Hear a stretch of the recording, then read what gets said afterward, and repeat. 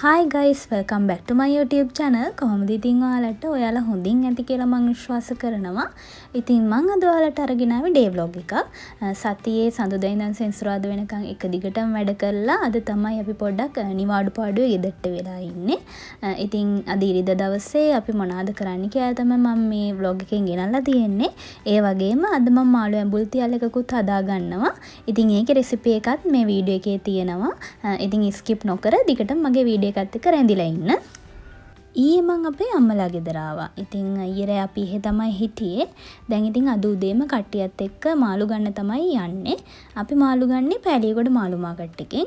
ගියාම ඉතින් එකපාරම ටිකක් වැඩිපුර අරගෙන එනවා. අද ඉරිදා දවසක් නිසා සෙනග ටිකක් වැඩි. ඉතින් ඔයාලා මාළු ගන්න එනවා නම් ටිකක් උදෙන් මෙන්න. මොකද දවල් වෙද්දී එනකොට මාළු ටිකක් පරණ වෙලා තේරිච්ච මාළු තියෙන්න පුළුවන්. ඉතින් මාළු මාකට් එකට එනවා නම් කොහොමත් උදෙන් මෙන්න තරමට ගොඩක් හොඳයි.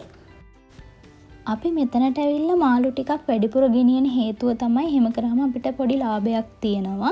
මොකද ගෙවල් ළඟින් ගන්නවට වඩා මෙතනින් ගන්නකොට ටිකක් අඩුවට ගන්න පුළුවන්.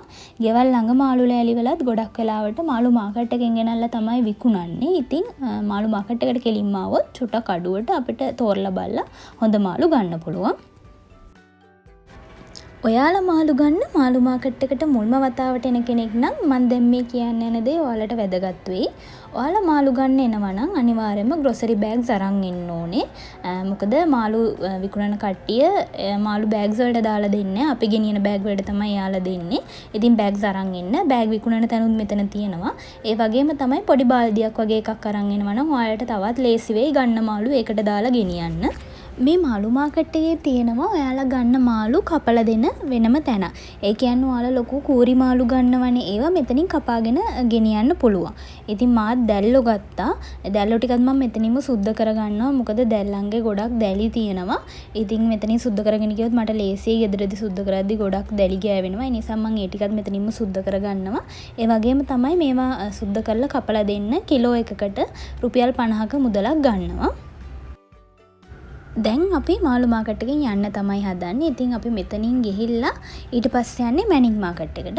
මැනින් මාකට් එක කලින් තිබ්බේ පිටකොටුවේ. දැන් පෑලියගොඩට ගෙනල්ලා තියෙනවා. ඒකත් තියෙන්නේ මේ මාළු මාකට් එක ඉස්සරහමයි. ඉතින් මාළු අරගෙන ඊට පස්සේ අපි මැනින් මාකට් එකට ගිහිල්ලා එතනනුත් පොඩි ගෙදරට ඕන බඩු ටිකක් ගන්න තමයි යන්නේ. එළවලු පළතුරු ටිකක්.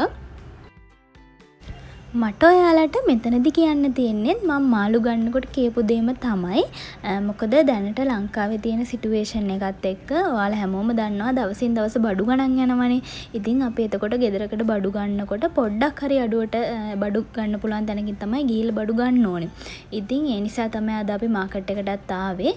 ඒ වගේම තමයි අපි අපේ ගෙදරට ඕන බඩු මාසෙකට හරියන්න අපේ සැලරි එක හම්බුනහම එකපාරම ගෙනල්ලා තියාගන්නවා.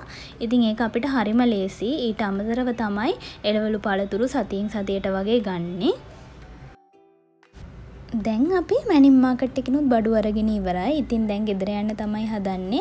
මාකට් එකෙන් නම් අපි ගොඩාක් බඩු ගත්තේ නෑ. අවශ්‍යම දේවල් ටිකක් විතරයි ගත්තේ.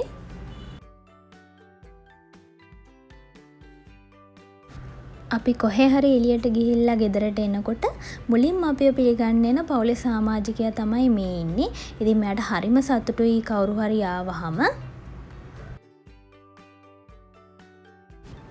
දැන් කට්ටිය ඔක්කොම ගෙනාවු මාළු ටික පැත්තකින් දාලා උදේට කන ගමන් ෆිල්ම් එකක් බලන්න තමයි මේ ලෑස්තිය.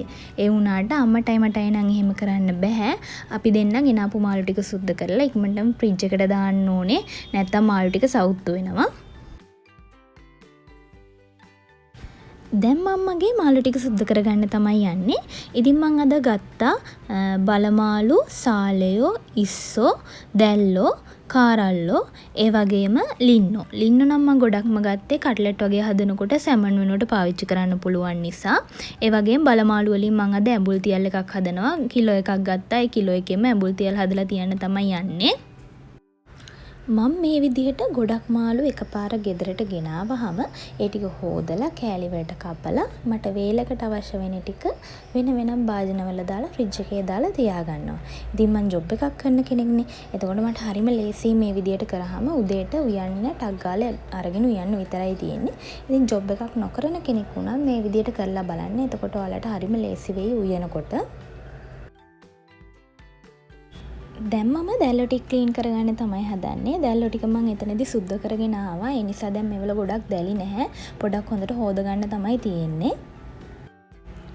දැන් ගෙන ආපු මාළු ටික ඔක්කොම සුද්ධ කරගෙන ඉවරයි. ඊට පස්සේ මම ඇඹුල් තියල් එක හදන්න තමයි යන්නේ. ඇඹුල් තියල් එක හදන්න ඕන කරගෙන ගොරක පේස්ට් එකට ඕන ගොරක ටික තමයි මම මේ තඹ ගන්නෙ.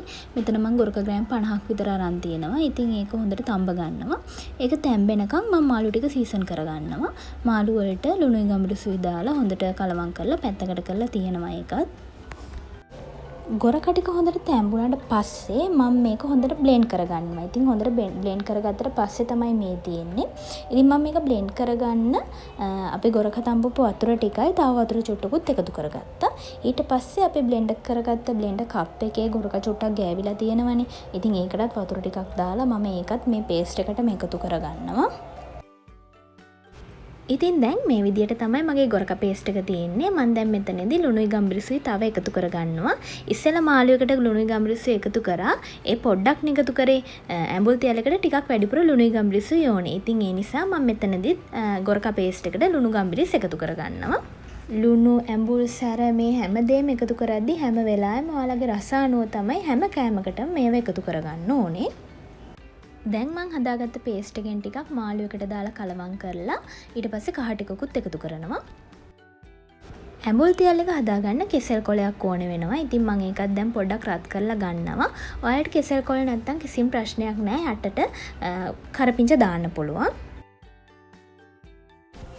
ඊට පස්සේ කෙසෙල් කොලේ මේ විදියට අපි ගන්න මැටි ඇතිලේ යටට දාගන්නවා. ඉතින් ඇඹුල් තියල් එක හදනකොට ටිකක් ලොකු මැටි ඇතිලියක් ගන්න. ඒ වගේම තමයි මම කරපිංචා ඇති දෙක තුනකුත් මේකට එකතු කරගන්නවා.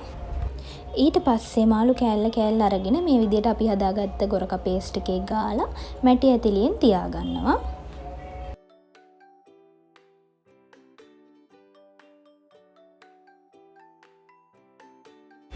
ඉතින් දැන් මේ විදිහට ඔක්කොම මාළු කෑලි ටික මැටි ඇතිලිය අඩු කරගෙන තියෙන්නේ. ඉතින් මම දැන් ඊට පස්සේ මේකට උඩින් ආයෙ කරපිංච කොළ ටිකක් දාලා උළු හල් චුට්ටකුත් දාලා ලිපෙන් තියාගන්න තමයි යන්නේ.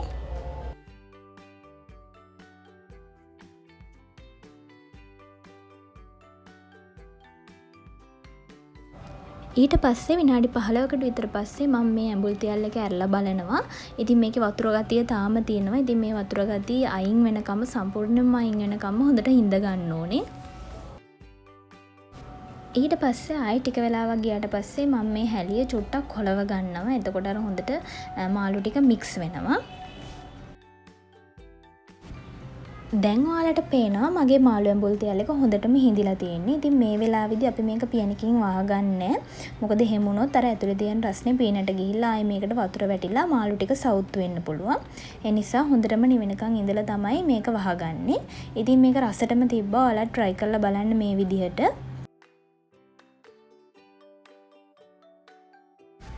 අපි දවල්ට කාලා ඔක්කොම ඉවුනට පස්සේ ගේ ගාවින් ගියා බොම්බයි මොටයි විකුණන එක්කෙනෙක්. ඉතින් දැන් මේ අපි යන්නේ බොම්බයි මොටයි ගන්න.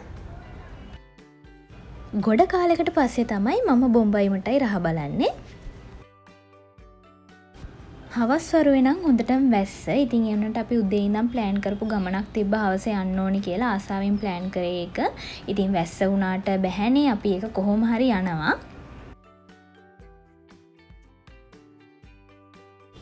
වැස්ස ටිකක් අඩු වුණා. ඒ නිසා ගොඩක් හොඳයි. මොකද අපි අද ස්විම් කරන්න යන්න තමයි ප්ලෑන් කරලා තිබ්බේ.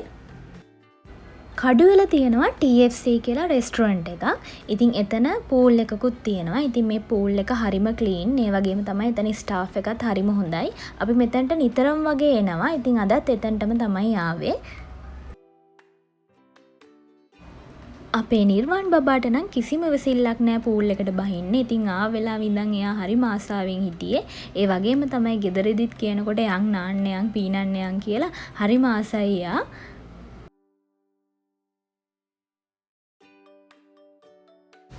TFC එකේ පූල් චාර්ජ් එක විදිහට එක්කෙනෙක්ගෙන් පැය දෙකකට රුපියල් 600ක මුදලක් ගන්නවා.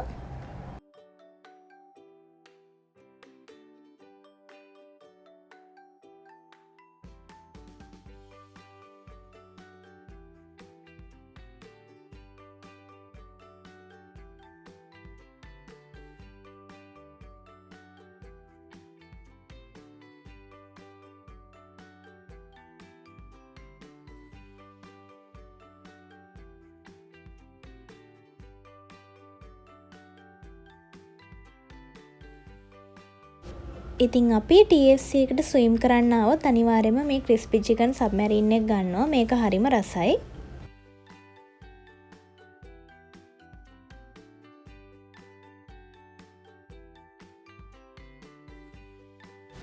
ඉතින් අපි ටිකක් හවස් වෙනකම්ම මෙතන හිටියා. නිවාඩු දවස්වල හවස් වරුව අපි හැමතිස්සෙම කොහේ හරි යන්න උත්සාහ කරනවා. මොකද හැමදාම වැඩට ගිහිල්ලා ගෙදර එනවා, ගෙදර ඉඳන් වැඩට යනවා. ඉතින් ඒ ටික විතරයි අපි ඒකාකාර ජීවිතේ.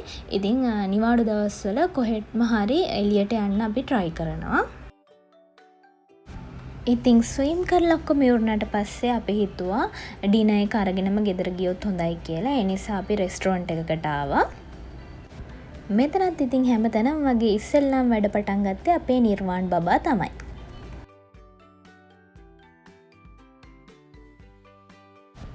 ඉතින් මේ විදිහට තමයි මගේ නිවාඩු දවස අද ගත වුණේ. අපි හැමතිස්සෙම උත්සාහ කරනවා අපිට ලැබෙන දේවල් වලින් උපරිම සතුටු වෙන්න, උපරිම විනෝද වෙන්න. ඒ වගේම තමයි අපි මේ ගොඩක් තැන්වල යන්නේ අපේ ෆැමිලි එකේ කට්ටියත් එක්කමයි. එතකොට ඒ සතුට තවත් වැඩි වෙනවා කියලා මං හිතනවා.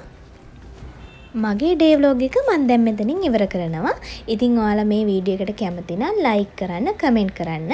ඒ වගේම තමයි Life with MD අපේ channel එක subscribe කරන්න. තවත් මේ විදිහ අලුත් වීඩියෝ එකකින් මම ඔයාලව හම්බෙන්න එනකන් ඔයාලා හැමෝම පරිස්සමින් ඉන්න. ඔයාලා හැමෝටම bye.